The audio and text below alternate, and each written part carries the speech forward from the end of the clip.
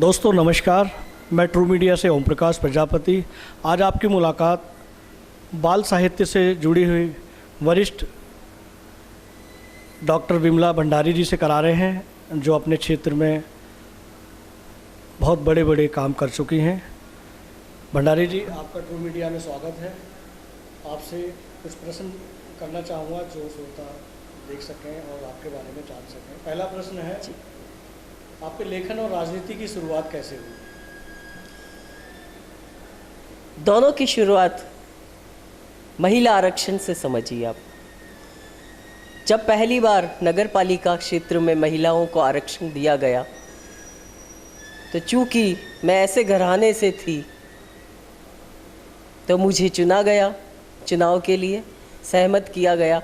और जब मैं चुनाव लड़ने के लिए अपनी घर की दहलीज को लांघ कर ऐसी गरीब बस्तियों में गई, झुग्गड़ झुपट्टियों में गई, जहाँ पर अभावों से पूरा जीवन त्रस्त और बेहाल था, जहाँ मवेशी बन रहे हैं वहीं खाना बन रहा है, लोग वहीं खाना बना रहे हैं, वहीं सब कुछ उनका काम एक थोड़ी सी जगह में चल रहा है। गंदगी और बीमारी अपना पांव पसारे बैठी हुई थी। मन बहुत आहत हुआ ये सब देख करके। निरंतर 24 घंटे जब मैं ये देखती थी तो मेरा मन बहुत बदल गया, न केवल राजनीति के पद पर आने के बाद बल्कि साहित्य में भी कलम उठा करके, और मैं इन सब के लिए लिखने लगी और काम करने लगी। तो आप यही मानिए कि महिला आरक्षण मेरे लिए वरदान बना, नहीं तो मैं अपने घर की दहलीज को नहीं लांघती। जी भंडारी जी, मेरा अगला प्रश्न है, आपका सामाजिक क्षेत्रों में क्या योगदान है? देखिए, पिछले 5 साल मैं जिला परिषद में जनप्रतिनिधि रही, जिला परिषद सदस्य रही उदयपुर की। मेरे अधीन 12 पंचायतें थीं। जब मैं चुनावी दौरे के अंतर्गत वहाँ जाती थी तो एक ही बात उठ के आती थी कि हमें हैंडपम्प चाहिए। हर कोई व्यक्ति अपने घर के बाहर हैंडपम्प लगवाना चाहता था, और वाकई में स्थिति भी सही थी। सबसे ज़्यादा इसमें स्त्रियां परेशान थी पानी की किल्लत को झेलते हुए।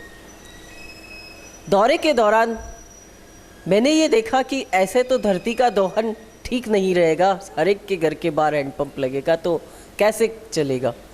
भूजल स्तर निरंतर गिर रहा था। तब क्या किया जाए?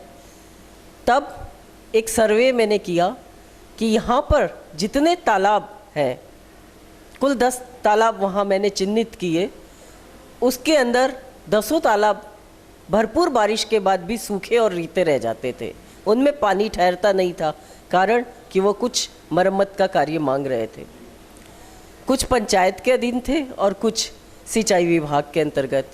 दोनों विभागों से मैंने संवाद जारी किया, कागजी कार्रवाई हुई और 68 लाख से लेकर 4.5 लाख भी खर्च हुए हैं हर एक में। इसमें से कुल मिलाकर हम 10 तालाबों को मैं अपने 5 साल के कार्यकाल में सही कर पाई।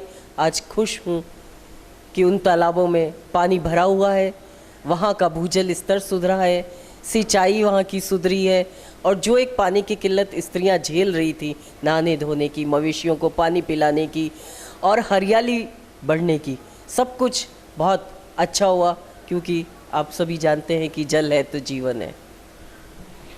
भंडारी जी, आप बाल साहित्यकार के रूप में जानी जाती हैं। बाल मन के संबंध में आप क्या कहना चाहेंगे? बाल मन की अगर आज बात की जाए तो जैसे पहले के बच्चे हुआ करते थे, आज के बच्चे नहीं रहे पहले जैसे। आज के बच्चे की सोच और मनोविज्ञान बहुत कई गुना आगे बढ़ गई है, और कई बार हम उनको पकड़ भी नहीं पाते हैं। उनके जवाब हमको चौंका देते हैं कि ये बात क्या कह रहे हैं। आप कल रात की ही बात लेती हूँ मैं। मेरे पोते का फ़ोन आया, पूछा उसने, आप दिल्ली में हैं तो आपने इंडिया गेट देखा? मैंने बोला हाँ देखा। तो क्या आपने उसका फ़ोटो लिया? मैं एकदम चौंकी। वाकई में मैंने फ़ोटो नहीं लिया था, किंतु उसका ये प्रश्न मुझे बहुत अच्छा लगा। जब आज बाल मन इतना विकसित हो गया है, इतना सब कुछ चारों ओर, क्योंकि ज्ञान का खजाना खुला हुआ है, और हमेशा वो हर जगह से ज्ञान लेता रहता है। कोई वो टीचर या माँ बाप के अधीन ही नहीं रहा ज्ञान के लिए, चाहूँ और से वो ज्ञान लेता रहता है। तो हमें उसके लिए अगर काम करना है, बाल साहित्य रचना है, तो उसके इन मद्देनज़र रचना होगा, उसकी रुचियों के अनुसार हमको काम करना होगा, तभी हम बाल मन को पकड़ पाएंगे। अन्यथा हम उसको बाध्य नहीं कर सकते हमारे समय के अनुसार कि जैसे हम पत्रिकाओं पे झपटते थे तो बच्चे भी पढ़ने के लिए झपटें। उनको अगर हमने सीधा सीधा उपदेश देना शुरू किया या भूत प्रेत परी कहानी सुना करके, जादू की कहानी सुना करके भ्रमित करना चाहा, तो आज का बच्चा कभी भी स्वीकार नहीं करेगा हमारे बाल साहित्य को। वो तो आज अपने प्रयोग खुद करके देखना चाहता है, उसमें बहुत जिज्ञासु प्रवृत्ति है और बहुत कुछ वो जानता है। इसको हमें ध्यान रखना होगा। ठीक कहा भंडारी जी आपने। बच्चे आजकल के बहुत विकसित हैं, पहले की अपेक्षा काफ़ी विकास हो चुका है उनके जीवन में। हम आपके जीवन का कोई उल्लेखनीय अनुभव जानना चाहेंगे जिससे बच्चों को कुछ सीखने को मिले। कोई आपके जीवन का अनुभव ऐसा रहा हो जो बच्चों के लिए कुछ अच्छा, कुछ अलग से उन्हें ज्ञानवर्धक रहे। देखिए, जहाँ तक लोगों को शिकायत रही है, क्योंकि मैं अपने क्षेत्र में जाती थी तो लोग मुझे उल्हाना देते थे कि आज तो शक्ल दिखा रहे हो, वोट लेने आए हो इसलिए, किंतु तुम पलट के नहीं आओगी कभी। किंतु ईमानदारी की बात बताती हूँ कि मैं हमेशा जनता के बीच रहती थी और जनता बहुत खुश रहती थी इस बात से। एक बार प्रशासन गांव के संग सरकारी कैंप लगा हुआ था और बहुत लोग आए हुए थे। चूँकि मैं एक महिला हूँ तो महिलाएं मेरे साथ बहुत खुल कर के सामने आती थी और वो कहती थी, अधिकारियों से बात नहीं कर पाती थी तो वो मेरे पास आती थी। तो एक महिला मेरे पास आई, केवल एक शब्द वो बोले, बांसड़ा। समझ नहीं आया कि ये क्या कहना चाहती है। 2-3 बार उसने रिपीट किया, बिल्कुल किसी को, अधिकारियों को किसी को भी समझ में नहीं आया। यहाँ तक कि जो हमारी प्रधान थी वो उन्हीं की जाति से और शब्द से जानती थी, किंतु वो भी नहीं पहचान पाई। कैंप चलता रहा, घंटा 2 घंटा बीता, पर मेरे दिमाग में वो शब्द घूमता रहा कि बांसड़ा वो कहना क्या चाहती थी।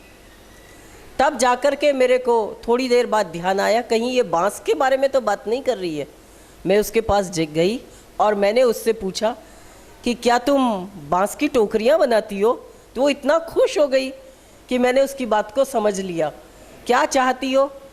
तब कुल मिलाकर के सारी बात जो सामने आई और मैं समझ पाई कि वो सब्सिडी चाहती थी, कि वो बांस की टोकरियाँ बनाती थी और जो सरकार लघु कुटीर उद्योगों पे जो सब्सिडी देते हैं वो उसके लिए आवेदन करना चाहती थी। तो वो अगर मैं ना होती तो उस दिन शायद ये काम नहीं हो पाता, क्योंकि अधिकारी भी उसकी बात को नहीं समझ रहे थे, प्रधान भी उसकी बात को नहीं समझ रहे थे और कोई भी इतनी भीड़ में और इतने काम के प्रेशर में उसकी बात को महत्व नहीं दे रहा था। किंतु उसका एक शब्द बांसड़ा मेरे मन में 2 घंटे तक टंकार करता रहा कि वो कहना क्या चाहती है। तो मेरे को आज वो वाकया आज भी उसी तरह से अच्छी तरह से याद है। बहुत अच्छा उल्लेखनीय आपने अनुभव शेयर किया, जो आपने बच्चों के साथ साथ महिलाओं के मन को भी समझा। एक आखिर में प्रश्न है, ट्रू मीडिया के माध्यम से आप युवा व बाल मन के लिए क्या संदेश देना चाहेंगे? आज के बच्चे बहुत उच्छृंखल हो रहे हैं, टीवी से चिपके रहते हैं, सारे दिन मोबाइल से चिपके रहते हैं, गेम खेलते रहते हैं। अक्सर ये शिकायत हर एक अभिभावक को होती है। अक्सर ये शिकायत भी होती है कि उनके ऊपर बस्तों का बोझ ज़्यादा है, पढ़ाई में डूबे रहते हैं, कैरियर उन्मुखी हो गए हैं। स्थितियां हैं ऐसी समाज के अंदर, घर परिवार के अंदर, बच्चों पे पढ़ाई का, ट्यूशन का और कैरियर को बनाने का, अच्छे पैकेज का बहुत बोझ है। और यही कारण है कि आज वो साहित्य से दूर होते जा रहे हैं। किंतु मैं आपको एक संदेश इस ट्रू मीडिया के माध्यम से देना चाहती हूँ कि आने वाले समय में ये बच्चे हम जैसे संवेदनशील नहीं होंगे, खूब अच्छा पैसा कमा लेंगे किंतु देश के लिए नहीं सोचेंगे ये, और नहीं सोचेंगे सभ्यता और समाज के लिए भी, क्योंकि हम सब कुछ उनको दे रहे हैं किंतु हम उनको संवेदना शून्य कर रहे हैं। अगर हम उन्हें अच्छा बाल साहित्य से नहीं जोड़ पा रहे हैं तो वो संवेदनशील नहीं होकर के एक मशीनरी मानव हो जाएंगे, क्योंकि उनके चारों ओर मशीनें ही मशीनों का जाल बिछा हुआ है। और वो मशीनरी मानव किसी के प्रति भी मानवीय दृष्टिकोण या इंसानियत नहीं रख पाएगा, जैसा अब थोड़ा थोड़ा कहीं नज़र आने लगा है कि व्यक्ति डूब रहा था और लोग उसकी वीडियो बनाने में मशगूल थे उसे बचाने की जगह। तो बहुत ज़रूरी है कि बच्चों को हम बाल साहित्य दें, घर में कहानियाँ सुनाएं, कविताएं सुनाएं। और इसके लिए उदाहरण देना चाहूँगी मैं लता मंगेशकर के गाए हुए उस गीत का कि ए मेरे वतन के लोगों, जब चीन ने हमला किया था भारत के ऊपर, तो लोगों का जज्बा इस गीत से ऐसा जागा कि माँ बहनों ने अपने सोने के मोह को लाद छोड़ करके और जेवर देश के लिए दे दिए थे। तो मनुष्य के अंदर भावना ही प्रबल हो, वो अपने देश के लिए हो, अपने समाज के लिए हो। अगर मशीनरी मानव बन गया तो हमारा समाज और ये सभ्यता जो चाहे कितने साल पुरानी है टिक नहीं पाएगी।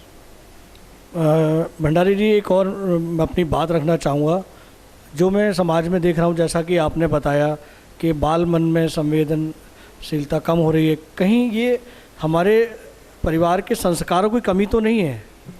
जी नहीं, ऐसा नहीं है। हमारा जो बच्चा है वो आभासी दुनिया में जी रहा है। उसके सामने जो सीरियल्स हैं उसे अच्छी तरह से पता है कि ये जो मैं सीरियल देख रहा हूँ ये फॉल्स हैं, ये झूठे हैं, ये आभासी हैं, ये जितना भी हो रहा है इसमें सब नाटक है। वो बहुत अच्छी तरह से समझ रहा है। वो गेम खेल रहा है, वीडियो गेम्स खेल रहा है मोबाइल पे, सब पे। तो उसको मालूम है कि ये जो इसमें ट्रैक दे रखा है या जो उछाल भरना है या सब कुछ करना, वो आभासी दुनिया में जी रहा है।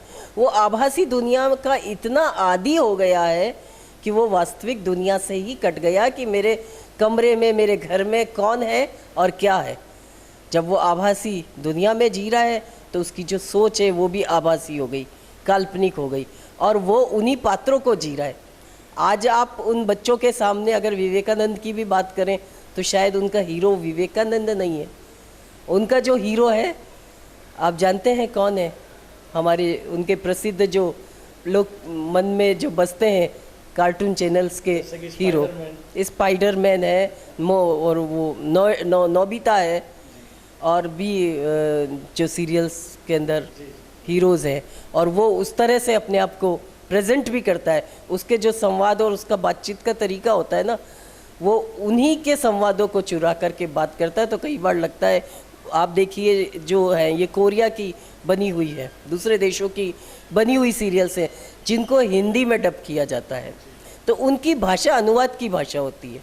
अब जब अनुवाद की भाषा होती है तो वो जब बच्चा बोलता है तो हमें एकदम से पकड़ लेते हैं कि ये अनुवाद की भाषा बोल रहा है, यानी वह कार्टून नेटवर्क की भाषा बोल रहा है। और तो उसका जो दिमाग है उस पर वही आभासी दुनिया और कार्टून नेटवर्क छाया रहता है। उसके लिए बहुत ज़रूरी है कि हम बच्चे को समय दें। आजकल लोगों के पास सब कुछ है पर समय नहीं है। पैसा दे देंगे, सुविधाएं दे देंगे, किंतु माता पिता बच्चों को समय नहीं दे पाते। दादा दादी, नाना नानी तो अब रहे नहीं क्योंकि एकल परिवार हो गए हैं। तो माँ बाप भी दोनों कामकाजी हो गए, बच्चों को समय नहीं दे पाते हैं, समय नहीं दे पाते, सुविधाएं सारी दे देते हैं। तो इस तरह से बच्चे आभासी दुनिया में जीने लगते हैं। दोस्तों, आप सुन रहे थे डॉक्टर विमला भंडारी जी को। इनकी बहुत उच्च विचार हैं, बच्चों के लिए विशेष कार्य कर रहे हैं, बाल साहित्य की जानी मानी हस्ती हैं। आज का साक्षात्कार यहीं ख़त्म करते हैं। नमस्कार।